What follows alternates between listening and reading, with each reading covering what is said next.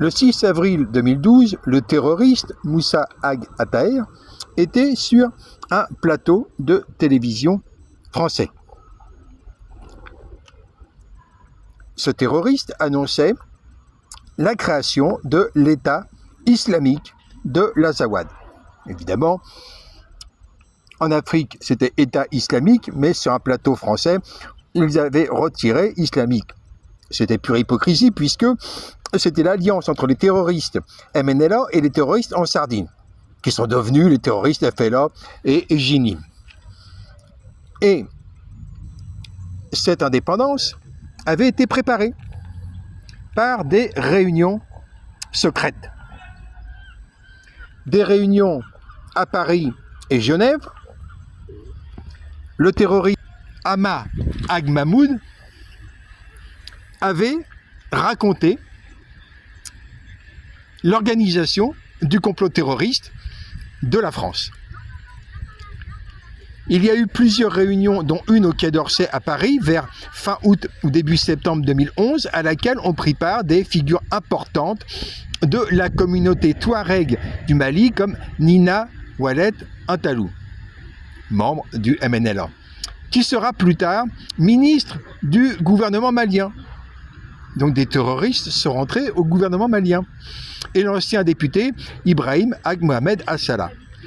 Quelques semaines plus tard, en septembre 2011, et donc on est 3-4 mois avant l'attaque du 17 janvier 2012. Hama Ag Mahmoud continue. J'ai moi-même participé à une seconde réunion qui avait été organisée par les services français à Genève. C'est là où nous avons convenu avec les Français que nous allions travailler à convaincre nos frères engagés dans l'armée de Kadhafi pour qu'ils désertent et rentrent dans le nord du Mali avec armes et bagages. Le complot terroriste MNLA en Sardine avait donc été bel et bien organisé au Quai d'Orsay à l'époque de Sarkozy. Des juges, normalement, devraient poursuivre ces criminels, ces terroristes, aussi bien d'ailleurs des juges français que des juges maliens. Poursuivre Sarkozy, Alain Juppé, puisque c'est lui au Quai d'Orsay qui avait invité ces criminels, préparant l'attaque d'un pays africain. Henri de Rincourt, qui était son adjoint. Tous ces gens devraient être poursuivis par des juges français pour terrorisme. Et des juges maliens, qui sont aux abonnés absents.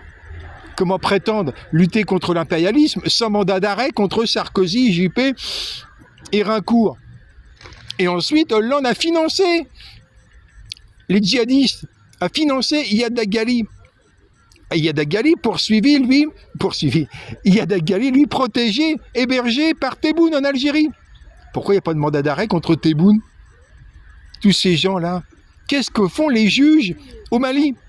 Ah ben voilà, ils ne sont pas des juges sankaristes, il n'y a pas de TPR. C'est un système bizarre, une quasi-dictature, entre guillemets, anti-impérialiste, sans CDR Sankara. C'est ça qui ne va pas, il n'y a pas de juge sankariste. Et la stratégie est absurde. La réconciliation du Mali avec l'Algérie, qui héberge actuellement Iyad Dagali, est une honte absolue.